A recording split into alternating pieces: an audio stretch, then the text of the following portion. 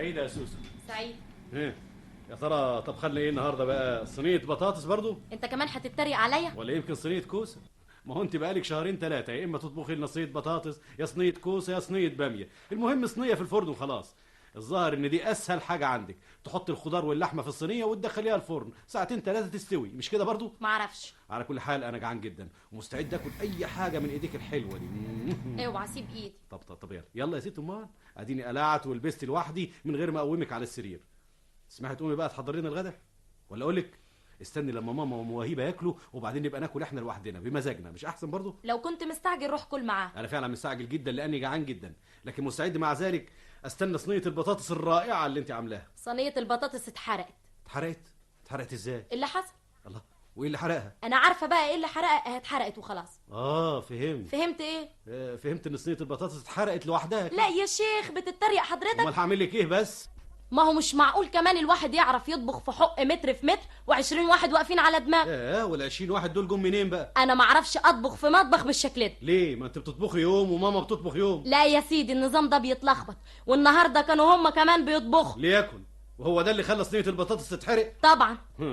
معنى كده بقى ان احنا مش هناكل النهارده ان شاء الله. ابعت بهنا تجيب لك حاجه من السوق. وانا ابعتها ليه؟ ما هو المصروف معاك انت. المصروف خلص. امال هناكل ازاي من هنا لاخر الشهر؟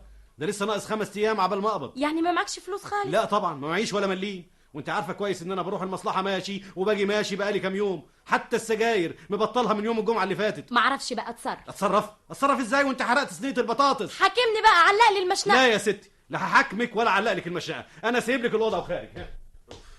ما تيجي يا سامي تتغدوا معانا يا ابني، الاكل ما هو كتير اهو.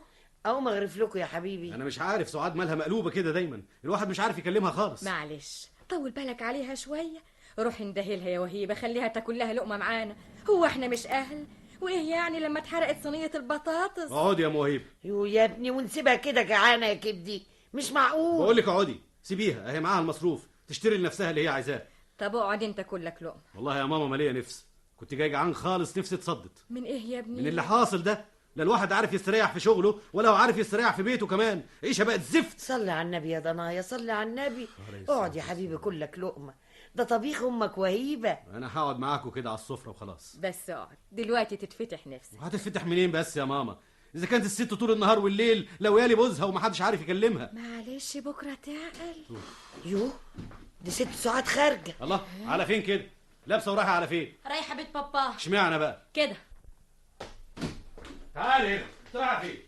اوعى سيبني من فضلك، روح انت كل مع ست والدتك. طب بس تعالي خش جوه بلاش فضايح. بقول لك سيبني. خدها وخش اوضتك يا ابني، بلاش زعيق على البسطه. مش انا اللي بزعق يا بنت انا قلت حاجه. يعني تعالي خش اوضتنا ونتفاهم. اوعى كده ما تزقينيش. خشي بقى بلاش عصر. الله كده لو انت دراعي. ايه الحركات السخيفه اللي بتعمليها دي؟ انت اللي سخيف وما عندكش ذوق كمان. بلاش قله ادب احسن لك. يا فندم بتهددني حضرتك؟ اقعدي ما تزقنيش بقول لك. طب اقعدي. لا مش قاعده، ما اشوف هتعمل لي ايه. مش عاوزه اقعد في البيت ده بعد كده، مش عاوزه اقعد معاك بعد النهارده. ليه بقى يا ستي؟ كده ازاي حضرتك تسيبني وتروح تاكل مع امك؟ معناتها ايه دي؟ بتهزقني؟ وهعمل لك ايه ما دمت حرقت صينيه البطاطس؟ مش انا اللي حرقتها، امك هي اللي حرقتها. ما تقوم يا ست تشوف الحكايه دي لا يمسكوا في بعض. يا وهيبه انت سامعاها بتقول ايه بقى؟ انا اللي حرقت صينيه البطاطس دي. معلش يا ستي، ده سيسام النار طالعه من حباب عينيه، لا يمسك في البيت انت بتضربني يا سامي؟ انت كمان بتمد ايدك عليا؟ طب تديني وقعد ده انا قاعده لك دقيقه واحده في البيت. فضلي معاك بسلامه. ايه يا بنتي بس رايحه على فين؟ اوعي سيبيني. هو في حد جايب المصايب دي كلها غيرك؟ انا يا خبر.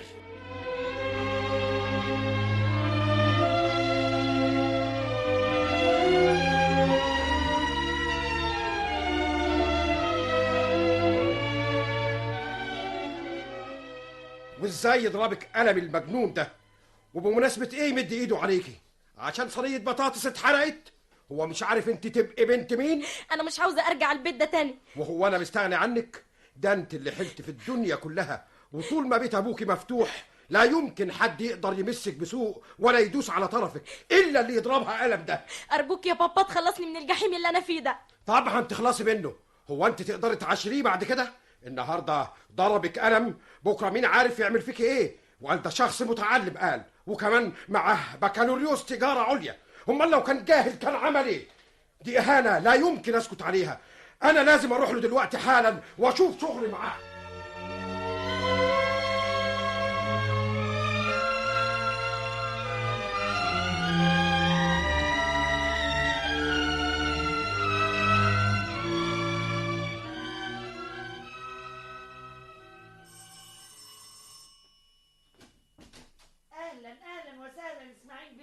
اتفضل يا حضرتك في اوضه الصالون. اتفضل. ده اسماعيل بيه يا ستي. ايه؟ قوم يا سامي انت استقبله عبال ما البس الطرحه بتاعتي. شوف عايز ايه؟ البت ما ست سعاد راحت تبكبك له اللي بيها الراجل حط رجله في تاكسي وجا على ملاوشه. طب روح انت اعملي لنا قهوه.